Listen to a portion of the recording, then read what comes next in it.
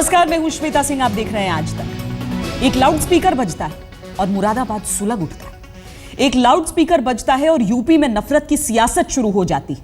वो सियासत जो लोकसभा के बाद अब विधानसभा उपचुनाव में अपना रंग दिखा सकती है। सवाल उठता है कि क्या 21वीं सदी में खड़े होकर उत्तर प्रदेश में आज भी किस स्तर की सियासत हो रही है वो हो सकती है।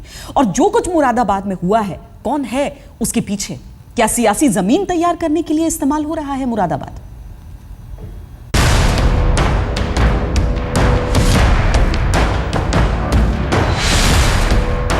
चौबीस घंटे बाद भी मुरादाबाद शहर की खामोशी सैकड़ों सियासी सवालों का जवाब तलाश रही है।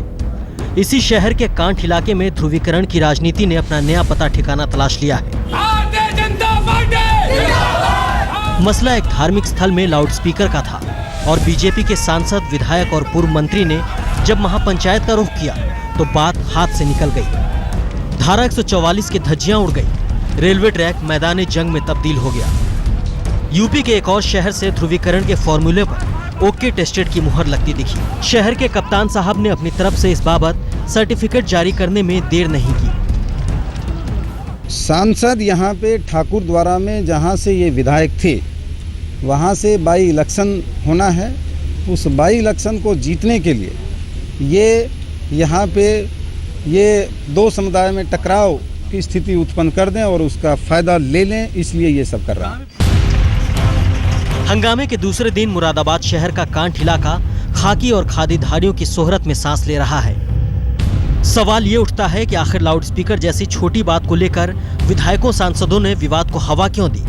विधायक संगीत सोम, सांसद सत्यपाल सिंह सैनी और कंवर सिंह तंवर आखिर हालात जानते बूझते हुए मौके पर क्यों कूच कर गए? क्या स्थानीय स्तर पर दोनों तरफ से धार्मिक नेताओं के दखल से मसले का हल नहीं निकल सकता था? जब धारा 144 लागू थी तो बीजेपी नेताओं ने महापंचायत में जबरन शामिल होने की कोशिश क्यों की? समाजवादी सरकार ने वक्त रहते मसले को सुलझाने की कोशिश क्यों नहीं की? क्या बीजेपी यूपी में ध्रुवीकरण की राजनीति में फिर से भरपूर हाथ आजमाना चाहती है? लोकसभा के बाद कहीं यूपी विधानसभा चुनाव की लहकती जमीन तो तैयार नहीं की जा रही है। जरा समझिए कांठ में कोहराम का खेल। जब बीजेपी और समाजवादी दावे आमने सामने हुए, बीजेपी ने कानून व्यवस्था का सवाल उठाया तो समाजवादी पार्टी ने सांप्रदायिकता के सवाल पर बीजेपी को घेरा। मुजफ्फरनगर के जख्म अभी तक हरे हैं और उधर मुरादाबाद भी तनाव से लाल हो गया।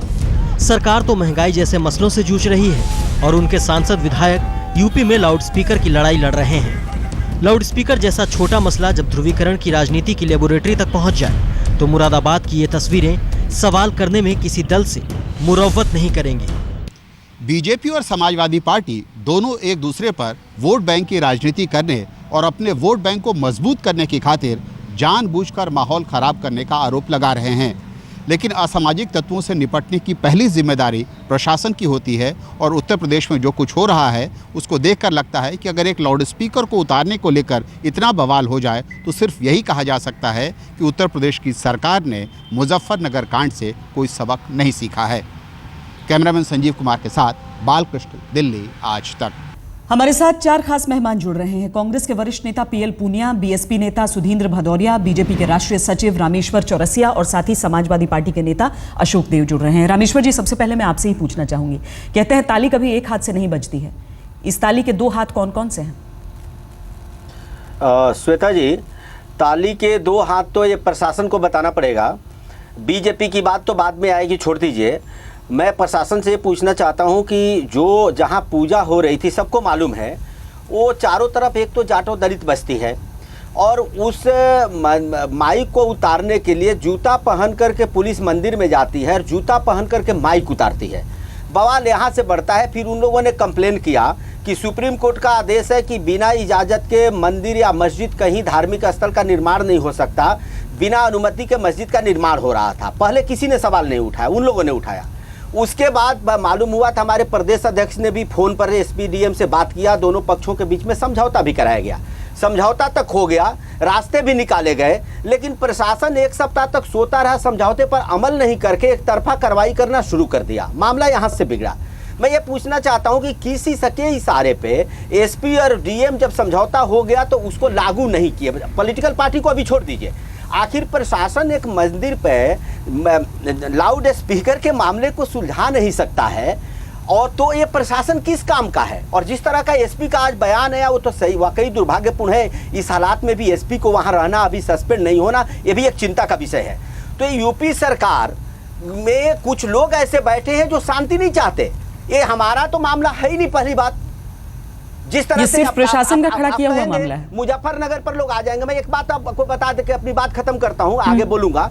मुजफ्फरनगर के बाद आपको मालूम है कि हमारे लोगों को भले गिरफ्तार किया गया, रासुका में कोर्ट ने छोड़ दिया, लेकिन एसआईटी का जो गठन सुप्रीम कोर्ट ने किया था उसकी रिपोर्ट आने पर आपको पता है कि उसमें एक बीजेपी का नेता नहीं शामिल था। 10 पर वारंट, 10 पर जो चार्जशीट फाइल किया गया उसमें कांग्रेस, बसपा और सपा के सारे नेताओं पर किया गया जो वहां इन्वॉल्व थे। वहां तो हम नहीं थे, लेकिन आरोप लगाना बीजेपी अपनी अकर्मणता को छुपाने के लिए, अपनी कानून व्यवस्था को छुपाने के लिए, जो कंट्रोल नहीं हो रहा है, बीजेपी पर थोप देते हैं समाजवादी पार्टी के लोग।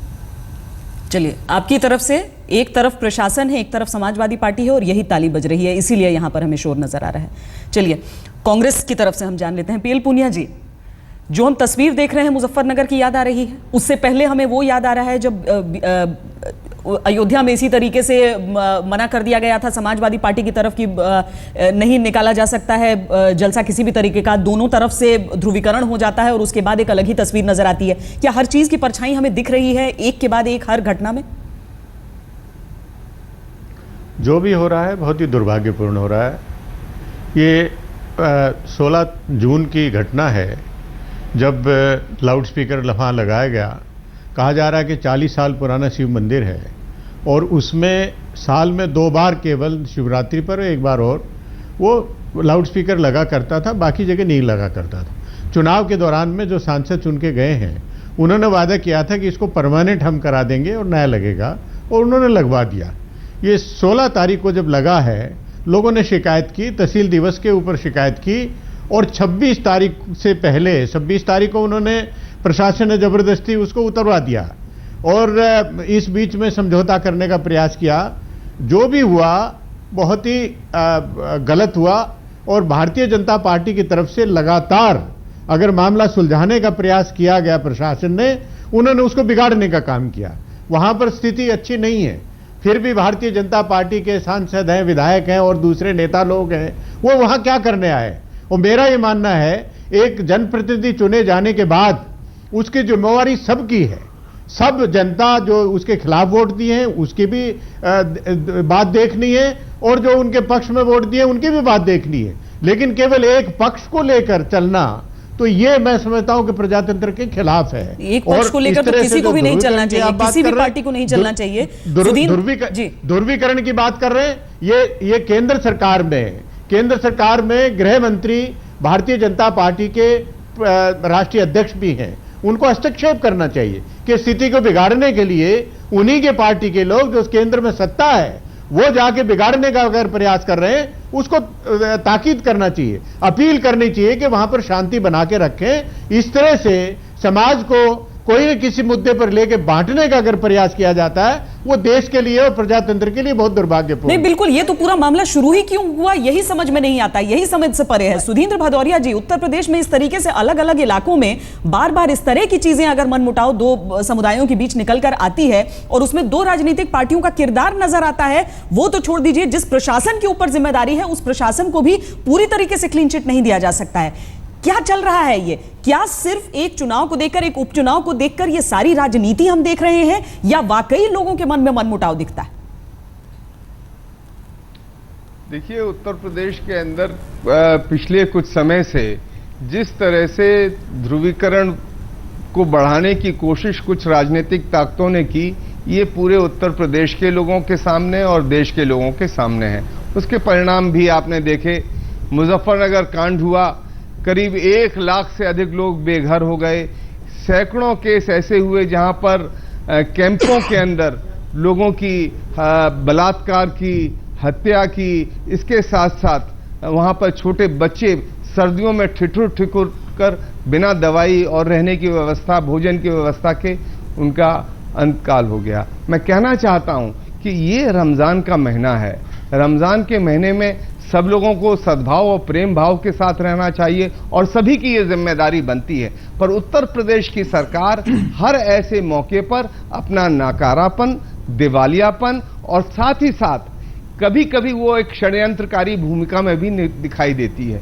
जहां तक बीजेपी का सवाल है, उनकी जिम्मेदारी अब केंद्र में सरकार है। क्या वो इस तरह के वहां पर प्रशासन पर जाकर मारपीट के जरिए संघर्ष और टकराव की स्थिति पैदा करके क्या वो हासिल क्या करना चाहते हैं? ठीक है, ये सवाल आपने उठाया है जिसका जवाब हम लेंगे रामेश्वर जी से, लेकिन पहले अशोक देव जी, सारी पार्टियां उंगली प्रशासन पर जरूर उठा रही हैं, समाजवादी पार्टी पर जरूर उठा रही हैं। ये तो एक ऐसा विवाद है जो शुरू होना ही नहीं चाहिए था। क्यों प्रशासन की तरफ से ये कदम है, क्यों समाजवादी पार्टी का और बीजेपी की तरफ से जो आरोप लग रहे हैं कि मामला सुलझ चुका था लेकिन उसके बावजूद अचानक फिर वहां पर हिरासत में ले लिया गया नेताओं को? श्वेता जी, आपको चुनाव याद होगा, जब चुनाव चल रहा था तो उसके दौरान भारतीय जनता पार्टी के लोग बार बार ये बात कह रहे थे कि सरकार बनते ही उत्तर प्रदेश की सरकार गिरा दी जाएगी। ये बात अमित शाह साहब ने और उमा भारती जी ने मंचों से कहा था, और उसी परिप्रेक्ष्य में इन्होंने सरकार बनने के बाद उत्तर प्रदेश में कानून व्यवस्था को लेकर दुष्प्रचार शुरू किया। जहां रह गई बात मुरादाबाद की, आप जानते हैं जब मुरादाबाद में मंदिर पर जब समझौता हो गया, जब दोनों पार्टियां तैयार हो गई कि 3 अगस्त को या 3 अगस्त के बाद जो है रमजान महीने के बाद ये लाउड स्पीकर लगा दिए जाएंगे, तो भारतीय जनता पार्टी के लोग और आरएसएस के लोग क्यों गए? उन्होंने जाकर वहां माहौल बिगाड़ने का काम किया। उत्तर प्रदेश में भारतीय जनता पार्टी के लोग ज्यादा जो है व्याकुल हो गए हैं। वो जानते हैं कि उत्तर प्रदेश में शांतिपूर्ण विकास हो रहा है। माननीय मुख्यमंत्री जी ने 2 साल पहले जो स्थिति थी उस स्थिति को काफी अच्छा कर दिया है, चाहे जिस क्षेत्र में हम बात करें। इस वजह से भारतीय जनता पार्टी के लोग काफी परेशान हो गए हैं और इस तरह के बवाल कर रहे हैं। आपको यह भी याद होगा कि संगीत सोब साहब ने मुजफ्फरनगर में कहा था कि अगर प्रशासन के लोग नहीं संभलेंगे तो ऐसा बवाल करा दूंगा, समझने से नहीं समझेगा। आपके सामने उदाहरण विधानसभा का भी है। तो आपको मैं इतना बता देना चाह रहा हूं कि भारतीय जनता पार्टी के लोग वही कराना चाह रहे हैं जो मुजफ्फरनगर में इन्होंने कराया था। मुरादाबाद के मुजरिम कौन है, मुरादाबाद के कितने मुजरिम हैं, इन सारी चीजों पर चर्चा करके हम जानने की कोशिश कर रहे हैं कि दरअसल आज की तारीख में भी ये सारी चीजें होती क्यों है। रामेश्वर चौरसिया जी, मैं सीधे सवाल पर ही आ जाऊंगी। जो आपके ऊपर समाजवादी पार्टी के नेता ने आरोप लगाया है वो ये कि क्या ये उत्तर प्रदेश सरकार को गिराने की साजिश है? और श्वेता जी, पहले तो जो नेता बैठे हैं वो भाषण तो लंबे लंबे दे दिए, ये नहीं बताया कि इस घटना को क्या सरकार ऐसी घटना को भी नहीं रोक सकती है। अपनी नाकामियों को छुपाने के लिए दूसरे पर बड़े बड़े आरोप लगा दीजिए। आप भी समझते हैं इसका क्या मतलब है, लगाना बड़ा आसान है। दूसरी तरफ अभी पुनिया जी भी बोल रहे थे एक समाज। पुनिया जी, आप ही के नेता ने ए.के. एंटोनी जी ने बोल दिया कि कांग्रेस का ये हर्ष इसलिए हुआ कि कांग्रेस को लगा कि एक सिर्फ माइनॉरिटी के लिए एक कांग्रेस की सरकार है। पहले आप इस चीज़ को ध्यान में रखिए। जो मैंने बात की, मैं किसी दुर्भावना से कोई बात नहीं कही थी। पहले भी मैंने कहा कि ये समाज को नहीं लगना चाहिए कि उत्तर प्रदेश की सरकार जो है एक पक्ष की भलाई के लिए आई है, सभी पक्षों ने उसको चुना है। और अभी सुधीन जी ने भी बोला कि जब सरकार चुन गई, आप ही बोल रहे थे पुनिया जी, सरकार चुनी सबके लिए। हम तो मानते हैं सबके लिए चुनी गई, हमारा विधायक सांसद सबके लिए, लेकिन क्या उत्तर प्रदेश सरकार एक समुदाय के लिए चुनी गई है? समझौते हो जाते हैं, छोटी सी घटना है, लाउड स्पीकर का मामला है, दोनों पक्ष बैठ जाते हैं। आखिर पुलिस कार्रवाई क्यों नहीं करती है? जब एक पक्षीय कार्रवाई होती है तो प्रशासन बिगड़ता है। और मैंने मुजफ्फरनगर का इसलिए आपको उदाहरण दिया कि आप आरोप लगा सकते हैं, लेकिन सुप्रीम कोर्ट ने एसआईटी का गठन किया तो उसमें जितने नेता भदौरिया जी मिले, आपके पार्टी के भी मिले, सपा के भी मिले, कांग्रेस के भी मिले। हमारे लोग जब शांति के लिए जाते हैं तो हमारा तो हमारे ऊपर तो आप आज़ादी के पहले से आरोप लगाते रहे हैं सांप्रदायिकता का, लेकिन जनता समझ चुकी है। आपको ये समझना चाहिए कि उत्तर प्रदेश की स्थिति इसलिए समाजवादी पार्टी ऐसा रखना चाहती है कि उत्तर प्रदेश के जो माहौल है, विकास हो नहीं रहा है। सांप्रदायिक माहौल इसलिए बनाती है। बलात्कार पर देखिए उत्तर प्रदेश की क्या किरकिरी हुई, बिजली मिल नहीं रही है। तो सवाल इसका है कि जो समाजवादी पार्टी के हमारे नेता बोल रहे थे, मैं उनसे पूछना चाहता हूं कि आखिर ये बताइए कि इस मंत्री के इशारे पर एसपी ने इस तरह का बयान दिया और आपके मुख्यमंत्री अभी बैठे हुए हैं, अभी तक एसपी को निलंबन नहीं किए। इस तरह का एसपी और डीएम रहेगा जो चुनाव लड़ने की शायद योजना बना रहा होगा। हमें नहीं मालूम था कि ठाकुर द्वारा में चुनाव घोषित हो चुका है, लेकिन एसपी को शायद मालूम है कि चुनाव होना है। क्या एसपी को आप टिकट देने जा रहे थे? इस तरह के बयान जो एसपी देता है उसको अभी तक आप बैठाए हुए हैं, दोस्त दूसरे पर मर रहे। हमारे यहाँ कहते हैं नाचे न जाने आंगन टेढ़ा। सरकार संभल नहीं रही है, प्रशासन संभल नहीं रहा है। ये प्रशासन, निरंकुश प्रशासन, उसको आप संभाल नहीं पा रहे हैं। कोई काम हो नहीं रहा उत्तर प्रदेश में, लेकिन जिम्मेवारी हम पर थोप रहे। आपकी क्या जिम्मेवारी थी, मैं पूछता हूं, आपकी क्या जिम्मेवारी थी? सब हम ही करेंगे तो। रामेश्वर जी, अगर समाजवादी पार्टी की जिम्मेदारी राज्य में आती है तो केंद्र सरकार में आप सत्तारूढ़ दल हैं आप। बिल्कुल बिल्कुल आपकी बात से सहमत हूं। अगर हम केंद्र का इंटरफेरेंस होता है तो आपके चैनल पे यही नेता बोलेंगे, देखिए लोक कानून और व्यवस्था प्रदेश का मामला है, भाजपा की केंद्र में बैठी सरकार को अस्थिर करने की कोशिश कर रही है, दोनों तरफ से यही आरोप लगाएंगे। श्वेता जी, नहीं कहता हूं श्वेता जी, एक लाउड स्पीकर के मामले को संभाल नहीं सकता जो। चलिए जवाब देने दीजिए, किया जा सकता है। जी बताइए।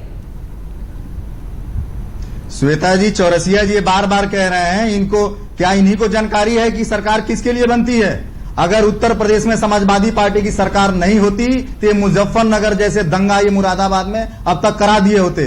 ये प्रशासन की सूझबूझ रही कि उन्होंने उस दंगे को रोक लिया था। रह गई बात, ये बार बार विकास की बात कर रहे हैं। इनको विकास अगर करना है, विकास सीखना है, उत्तर प्रदेश में आके विकास देखें। 2 साल पहले उत्तर प्रदेश की स्थिति बहुत खराब थी, चाहे शिक्षा का हो, चाहे स्वास्थ्य का हो, चाहे इंफ्रास्ट्रक्चर का हो, चाहे किसानों के लिए हो। मैं इनसे पूछना चाह रहा हूं, केंद्र सरकार में है ये लॉ एंड ऑर्डर दिल्ली का खराब होता जा रहा है। केंद्र शासित जो भाजपा शासित राज्य हैं वहां की स्थिति खराब है। ये क्या कर रहे हैं वहां? ये आए हुए हैं केवल जो कांग्रेस ने जो कर दिया वहां करके फोटो खिंचवा ले रहे हैं। नहीं देखिए अशोक देव जी, ये हवा में आरोप नहीं लगाए जा सकते हैं। आप बीजेपी शासित राज्यों के बारे में बोल रहे हैं, यहाँ पर हम उत्तर प्रदेश की एक जगह के बारे में, मुरादाबाद में जो कुछ हुआ है, प्रदेश को गर्त में ढकेल रहा है। हम इस चर्चा को आगे जारी रखेंगे। हम कांग्रेस और बीएसपी की भी राय जानेंगे, क्योंकि जो कुछ हुआ है वो अगर हम पहली दृष्टि में देखें तो होना ही नहीं चाहिए था।